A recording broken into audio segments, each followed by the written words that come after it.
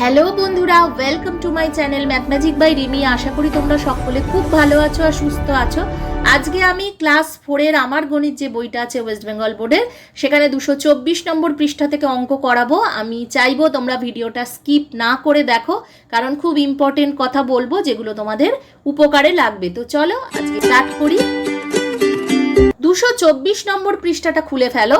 সেখানে দেখো আছে মায়ের সঙ্গে বাজারে যাই। নবগ্রামের তেঁতুলতলায় হাসিনা বিবির ফলের দোকান। প্রতিদিন আমি মায়ের সঙ্গে ফল কিনি। আজ কমলালেবু কিনবো, তাই হাসিনা বিবি একটি কমলালেবুর পেটি খুললেন। ফলের পেটির আকার একরকম, কিন্তু পেটির ভেতরে কমলালেবুর আকার হচ্ছে অন্যরকম, প্রায় বলের মতো দেখতে। 4টি কমলালেবু কিনে আমি মায়ের সঙ্গে মিষ্টির দোকানে গেলাম। তোমরা নিশ্চয়ই কমলালেবু দেখেছো, প্রত্যেকেই দেখে থাকবে। আর পেটি, যেটা পেটি মানে কি, যে পেটির ভেতরে কমলা লেবুগুলো রাখা থাকে, যেখানে দোকানদারের কাছে সেই পেটি সমেত আসে, যখন দোকানদার বিক্রি করে তখন ওখান থেকে কমলা লেবুগুলো নিয়ে বিক্রি করে। তো পেটিটার আকার কীরকম? আয়তকারের, যেটা ছবিতে দেওয়া আছে সেটা একটা আয়ত ঘন আকার দেওয়া আছে। তো আগে পড়ি, তারপর তোমাদের প্রত্যেকটার আকার আস্তে আস্তে বলবো। এখনও বিভিন্ন রকমের মিষ্টি, এবার মিষ্টির দোকানে গেছে, সেখানে মিষ্টি দেখলাম রসগোল্লা, পান্তুয়া, কমলাভোগের আকার একই রকম, আবার সন্দেশ, সরভাজা ইত্যাদির আকার আলাদা। চৌকো বাক্সের মতো দেখতে, চৌকো বাক্সের মতো দেখতে। সন্দেশের বাক্সের আকার কমলালেবুর পেটির মতো দেখতে। তো তোমরা নিশ্চয়ই সন্দেশের বাক্স দেখেছো, আর কমলালেবুর যে পেটি এখানে পাশেই ছবি দেওয়া আছে, তো একই রকম বলছে দেখতে। এই আলাদা আলাদা আকারের কি কিছু নাম আছে? তো নিশ্চয়ই আছে। আলাদা আলাদা যেমন দেখতে, তাদের নামও আলাদা আলাদা। তো সেই নামগুলোই আজকে আমরা জানবো। সন্দেশের বাক্সের মতো জিনিসের আকারের নাম আয়ত ঘন। কি বলা হয়? আয়ত ঘন। আর বলের মতো জিনিসের আকারের নাম গোলক। দেখলাম রসগোল্লা, পান্তুয়া, কমলাভোগ এইগুলির আকার প্রায় গোলকের মতো, কিন্তু কমলালেবুর পেটি ও সন্দেশের বাক্সের আকার, বক্স দেওয়া আছে কার মতো? তো সন্দেশের বাক্সের আকার, কমলালেবুর পেটিও এগুলো আয়ত ঘনর মতো। মিষ্টি কেনার পর মা কাঁচা আনাজ কিনলেন। কাঁচা আনাজের বাজারে গোলক আকারের পাতিলেবু। গোলক আকারের কি কি দেখতে সেটা এই বক্সে লিখতে হবে। একটা তো লেখাই আছে পাতিলেবু, তারপরে গোলক আকার চিন্তা করো কোনটা হতে পারে? টমেটো হতে পারে, আলু হতে পারে। তো আমি এগুলো দুটো লিখেছি। তোমাদের মাথায় যদি আরও অন্যান্য গোলক আকার কোনো সবজির কথা মনে পড়ে, তাহলে এখানে তোমরা বসাতে পারো। বাড়ি ফেরার সময় দোকান থেকে পাউরুটি, একটি মাখনের প্যাকেট ও কেক কিনলাম। এগুলোর আকার প্রায় কিরম দেখতে হয়? পাউরুটি বলো, মাখনের প্যাকেট বলো, কেক বলো, সেগুলো আয়ত ঘনর মতো দেখতে। বাড়ি ফেরার পথে খেলনার দোকানে প্রায় আয়ত ঘনের মতো টিফিন বক্স, আর কি দেখলাম? পেন্সিল বক্স ও জ্যামিতি বক্স দেখলাম। তো নিজে বসাই বলেছে, ব্লু কালার দিয়ে যেটা আমি লিখেছি সেটা আমি নিজে বসিয়েছি। তোমরা যদি অন্য কিছু বসাও, যাই বসাও না কেন, সেটার আকার যেন আয়ত ঘন হয়। আবার খেলনার দোকানে গোলক আকারের ফুটবল ও ক্রিকেট বল দেখলাম, এটাও নিজে বসাই বলেছিল। তো এই ছিল 224 নম্বর পৃষ্ঠার অঙ্ক। এরপরে আমরা পরের পৃষ্ঠায় যাব। 225 নম্বর পৃষ্ঠায় দেখো পিচবোর্ডের বাক্সে খেলা। আজ আমরা 5 জন বন্ধু মাঠে গিয়ে বসলাম। একটু পরে মানুষ এলো, তার হাতে বড় একটি পিচবোর্ডের বাক্স। এই বাক্স নিয়ে এক ধরনের খেলা হবে।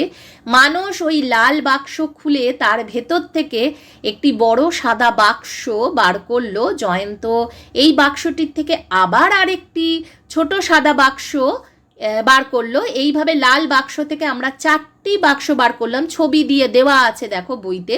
স্কেল বা ফিতে দিয়ে মেপে দেখলাম তো এই বাক্সটি লম্বা, চওড়া ও উচ্চতা একই মাপের নয়। তাহলে তোমরা একটু ভাবো যে একটা বাক্সের ভেতরে 4টে পরপর বাক্স আছে। এরকম বাক্স বা এরকম কন্টেনার কিন্তু আমরা দেখেছি অনেক, দেখবে দোকানেও থাকে, যেগুলো আমরা বাড়িতে বক্সগুলো কিনি, তার ভেতরে একটা বক্স, তার ভেতরে একটা বক্স, এরকম 4টে বক্স থাকে। তো আমরা যদি সেরকম বাক্স যদি মাপি, তাদের চওড়া কত, লম্বা কত, উচ্চতা কত, একই হাইট হয় না। তোমরা যদি একটু একই মাপের হয় না, হাইট নয়, হাইট তো উচ্চতাই হলো, তো লম্বা, চওড়া, উচ্চতার দিক থেকে এক রকমের হয় না। তোমরা যদি একটু ভাবো, তাহলে দেখো যদি প্রত্যেকটা বাক্স যদি একই হতো, তাহলে একটা বাক্স কি একটা বাক্সর ভেতরে ঢুকতো? নিশ্চয়ই ঢুকতো না। তাহলে আলাদা আলাদা বলে যেটা সবচেয়ে বড় বাক্স বাক্স সেটা হচ্ছে বাইরে, তারপরের যেটা ছোট সেটা তার ভেতরে, তারপরের যেটা ছোট তার ভেতরে, এইভাবে রাখা হয়েছে। তো আব্দুল অনেকগুলো বিভিন্ন আকারের বাক্স নিয়ে বসলো। তো একটা চা লেখা আছে, চায়ের বক্স তোমরা বা টিন তোমরা দেখেছো কি না আমি জানি না, তো কখনো যদি দোকানে দেখে থাকবে তো দেখবে তাদের আকার কীরকম হয়। তো আরও দুটো বাক্স স্কেল বা ফিতে দিয়ে মেপে দেখলো বা এই বাক্সটি লম্বা চওড়া উচ্চতায় একই মাপের। আচ্ছা, তারপরে বক্সটায় কি বলছে যে এই বাক্সের মতো আকারের জিনিসকে, যে বক্সটার আকারের জিনিস তাকে কি বলা হয়, আয়তঘন বা সমকোণী চৌপল বলা হয়। এগুলো কিন্তু মনে রাখবে, এগুলো কিন্তু মনে রাখতে হবে, মুখস্থও করতে হবে কোন আকারটাকে কি বলা হয়। আর আরেকটা যে বক্স দিয়েছে এই বাক্সের মতো আকারের জিনিসকে বলা হয় ঘনক। তো তোমরা যদি লুডোর ছক্কা যদি বাড়িতে দেখে থাকো, তো লুডোর ছক্কাও কিন্তু একটা একদম চোখের সামনে ঘনকের একটা উদাহরণ। তো আমি আয়ত ঘন আকারের জিনিস খুঁজি ও লিখি। তো আয়ত ঘন যদি আমরা খুঁজি তাহলে সেটা হচ্ছে ইট, পেন্সিল বাক্স, বই, এগুলো। আর আমি ঘনক আকারের জিনিস খুঁজি ও লিখি, সেখানে আমরা লিখেছি সুগার কিউব, লুডোর ডাইস, তারপরে রুবিক কিউব, এগুলো লিখেছি। তো তোমরা যদি চাও তাহলে তোমরা অন্য কিছুও লিখতে পারো, যদি তোমরা দেখে থাকো যে অন্য ধরনের এরকম ঘনক আকারের লুডোর ছক্কার মতো বক্স বা বাক্স যদি তোমরা বা বক্স যদি তোমরা দেখে থাকো তো তার উদাহরণও তোমরা লিখতে পারো। তো এটা ছিল 225 নম্বর পৃষ্ঠার অঙ্ক। তো আজকের ভিডিওটা যদি ভালো লেগে থাকে তাহলে একটা লাইক, কমেন্ট, শেয়ার করতে ভুলবে না। আমার চ্যানেলের প্লেলিস্টে গিয়ে ক্লাস 4-এর আরও অন্যান্য ভিডিও দেখতে পারবে।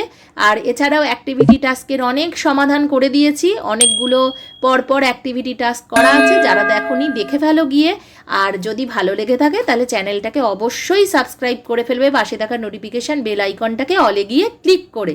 226 নম্বর পৃষ্ঠার অঙ্ক নিয়ে আগামী দিন চলে আসবো, তৈরি থেকো দেখার জন্য। আজকের মতো এইটুকুই, সকলে ভালো থাকবে, বাই।